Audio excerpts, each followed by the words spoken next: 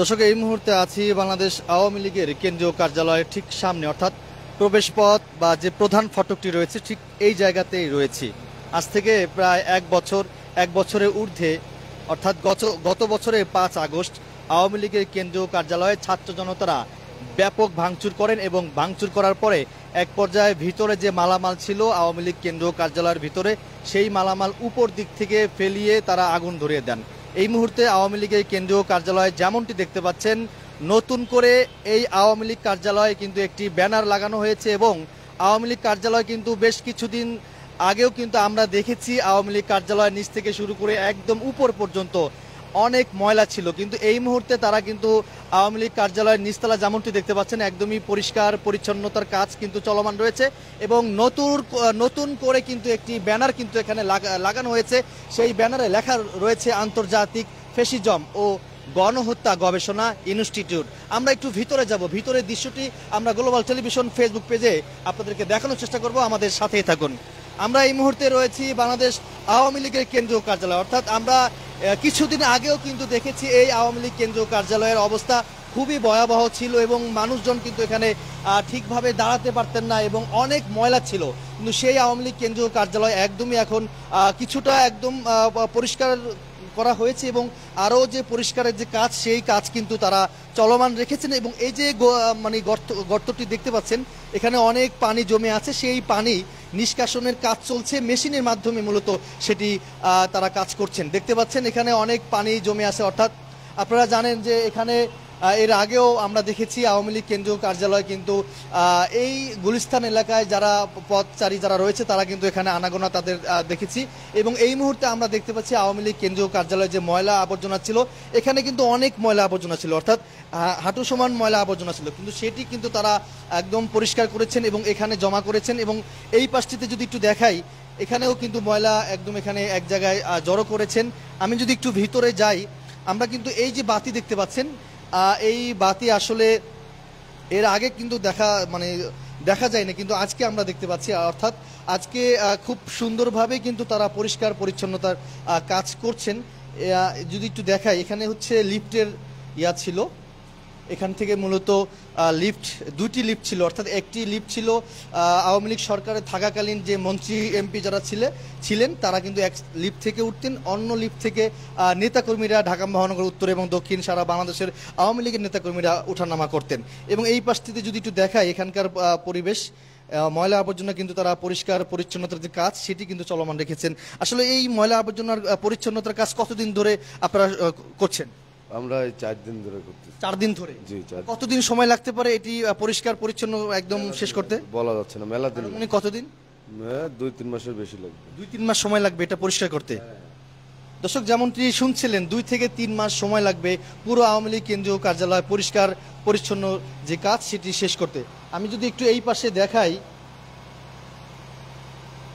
দর্শক, আমি এই মুহূর্তে আছি আওয়ামী লীগের কেন্দ্রীয় কার্যালয়ের ভিতরে, অর্থাৎ এখানেও কিন্তু বেশ কিছুদিন আগেও কিন্তু এখানে আসছিলাম। এখানে আসার পর আমরা দেখেছি অনেক ময়লা আবর্জনা ছিল, কিন্তু সেই ময়লা আবর্জনা কিন্তু তারা নিয়ে ফেলছেন, অর্থাৎ নিচতলা মোটামুটি একদমই পরিষ্কার বললেই চলে, কিন্তু কিছুটা ময়লা রয়েছে এবং এখানে আমরা দেখতে পাচ্ছি সামনে অনেক ময়লা আবর্জনা রয়েছে, তারা কিন্তু সেটি সরানোর কাজ কিন্তু চলমান রেখেছেন। এবং একজন কর্মীর সঙ্গে কথা বলেছি, তিনি আমাকে জানিয়েছেন গত 4 দিন ধরে মূলত এই আওয়ামী লীগ কেন্দ্রীয় কার্যালয় পরিষ্কার পরিচ্ছন্নতার কাজ তারা করছেন এবং এখানে একটি মেশিন লাগানো হয়েছে এবং এই মেশিনের মাধ্যমেই এখানে জমে থাকা যে পানিগুলো রয়েছে সেই জমে থাকা পানিগুলো কিন্তু তারা নিষ্কাশন করছেন।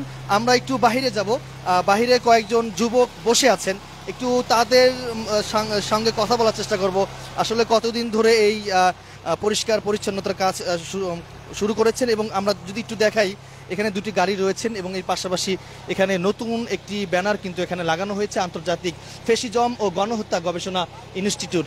আমরা কয়েকজনের সঙ্গে কথা বলার চেষ্টা করব। এখানে আমরা দেখতে পাচ্ছি জাতীয় কয়েকজন যুবক রয়েছেন, একটু তাদের সঙ্গে কথা বলার চেষ্টা করব, আমাদের সাথেই থাকুন।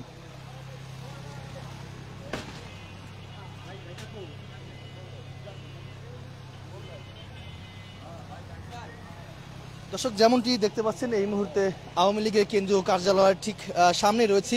এখানে পানি নিষ্কাশনের কাজ চলছে এবং এখানে 2টি গাড়ি রাখা হয়েছে। এখানে একজন রয়েছেন, তার সঙ্গে একটু কথা বলার চেষ্টা করব। আসলে এখানে কতদিন ধরে এই কাজ চলমান এবং ভিতরে কি কি করবেন একটু সেই বিষয়ে পুরো বিষয়টি আমাদেরকে একটু বলেন। এটা আমাদের এখানে এই কাজটা চলছে 4 দিন থেকে। আমরা মূলত এই ভবনটা হচ্ছে পরিত্যক্ত অবস্থায় আছে, এটা যথেষ্ট নোংরা হয়ে আছে। আপনারা জানেন 5ই আগস্টের পরে পাবলিক তাদের ক্ষোভে এটা ভেঙে চুরে নষ্ট করে রেখেছে। তো যেহেতু এটা একটা সম্পদ, যদিও এটা আওয়ামী লীগের অফিসের কার্যালয় ছিল, তো এখন এটা পরিত্যক্ত পড়ে থাকার কারণে আমরা এটাকে ইন্টারন্যাশনাল অর্থাৎ আন্তর্জাতিক ফ্যাসিজম অ্যান্ড গণহত্যা গবেষণা ইনস্টিটিউট করতেছি।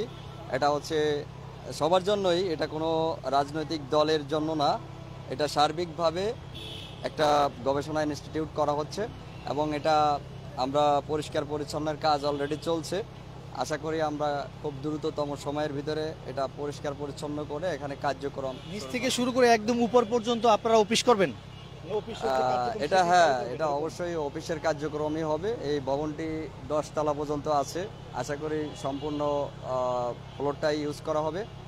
খুব অল্প সময়ের ভিতরে আমরা বাংলাদেশের মানুষকে এটা দেখাতে পারবো যে কিভাবে একটা স্বৈরাচার সরকার পতনের পরে তার কার্যালয়কে কিভাবে ব্যবহার করা হয় এবং সেটা ব্যবহার করে সেখানে গবেষণা করা হয় যে গণহত্যা এবং ফ্যাসিজমের যে নীল নকশা বাংলাদেশে তারা বপন করেছিল, সেটার একটা মোড় উন্মোচন করা হবে।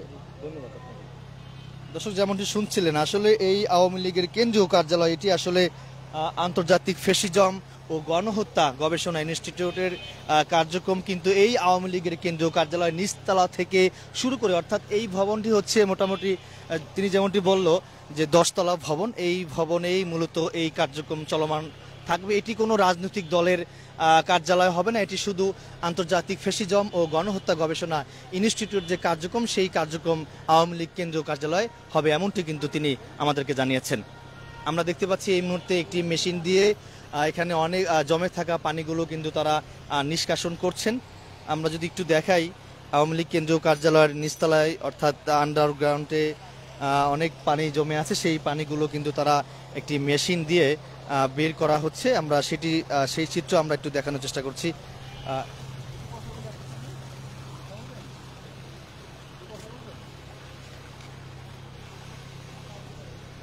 দর্শক, যেমনটি দেখছেন, অর্থাৎ একজন কর্মীর সঙ্গে কথা বলেছি, তিনি আসলে বলেছেন